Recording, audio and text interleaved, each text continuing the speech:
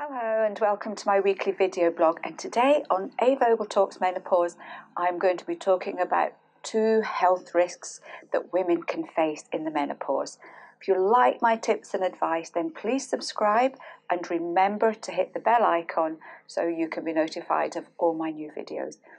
We do know that the menopause can give rise to a number of health issues such as heart disease, high blood pressure and diabetes, and I have spoken about these in previous video blogs. But today I thought I would look at 2 other common health issues that women can face, how they can occur and what you can do to help yourself. So number 1 is osteoporosis. Unfortunately, this is a really common symptom and there are very often no symptoms, and the first thing that women know they have it is when they fall over and break a bone. Why does this happen? First of all, as women, we have smaller bones than men, so they're usually more prone to fractures. We know that low estrogen plays a big part in bone health. Estrogen itself supports bone health, so if your estrogen starts to fall as you approach the menopause and go through the menopause, this can have a direct effect on the bones. It means that less calcium can be delivered to the bones, so over time the bones become more porous, they become more weak, and even a small amount of trauma like just tripping over and maybe putting your hand down or lying on your side can cause wrist fractures, arm fractures and hip fractures. The other risks can be smoking. Calcium deficiency is a really big one. This can be because of poor diet.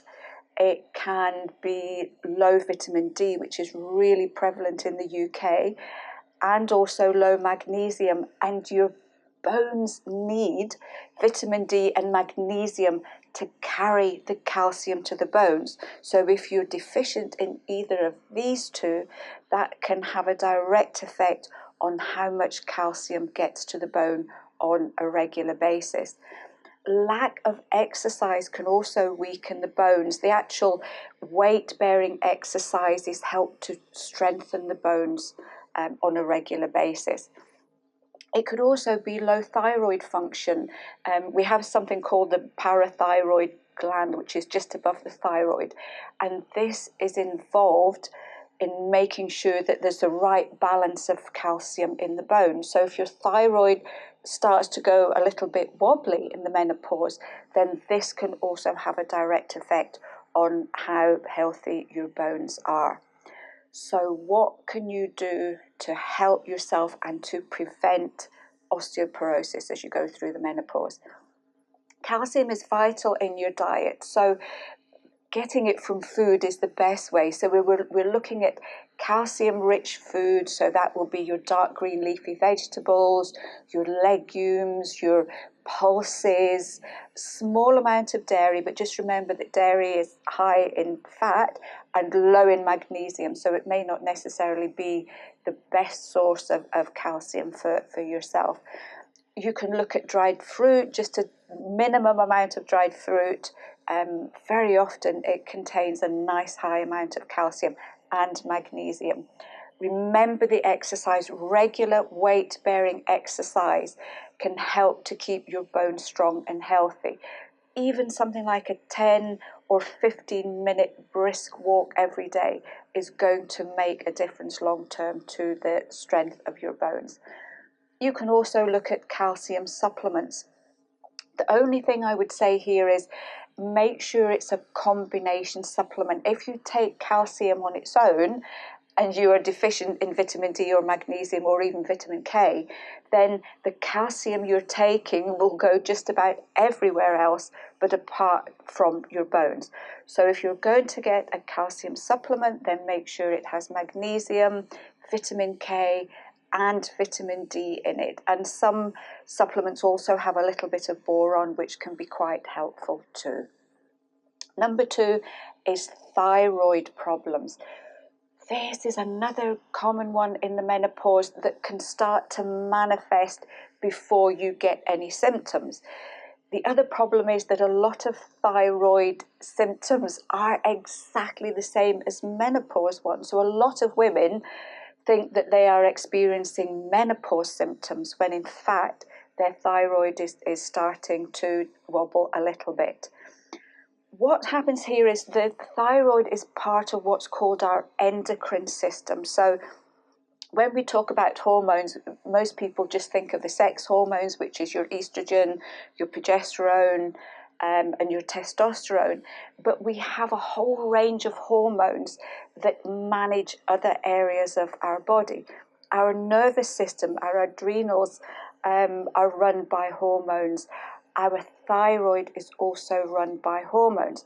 So if there is stress going on in any area of the endocrine system, so in the menopause, it would be the ovaries, then that can put pressure on all the other systems. And this is why very often in the menopause, a lot of women suffer from anxiety because their nervous system becomes compromised. But the thyroid is another gland that can be affected, and this can then manifest into a whole range of symptoms, as I mentioned before, very similar to menopause ones. There's basically two situations here. There is low thyroid function.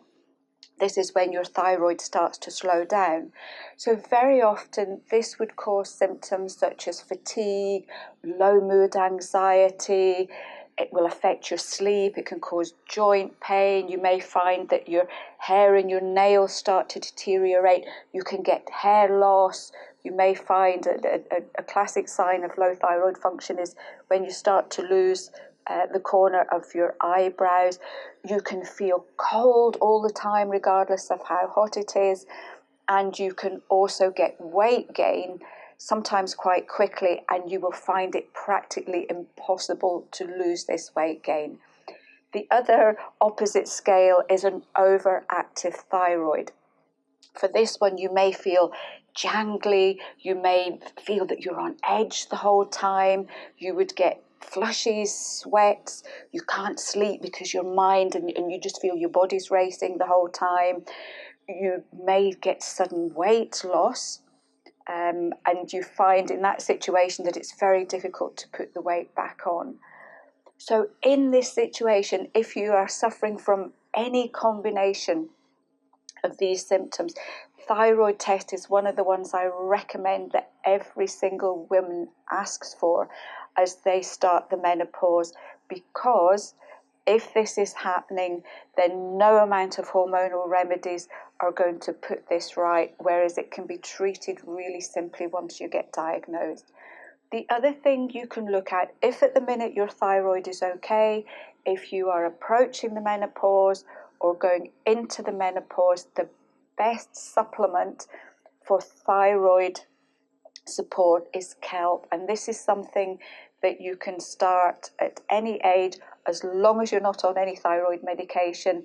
And this can be just part of your daily supplement. And what we have found is that many women who have supplemented with kelp pre-menopause find that they go through the menopause that little bit easier because their thyroid is stable throughout the whole time.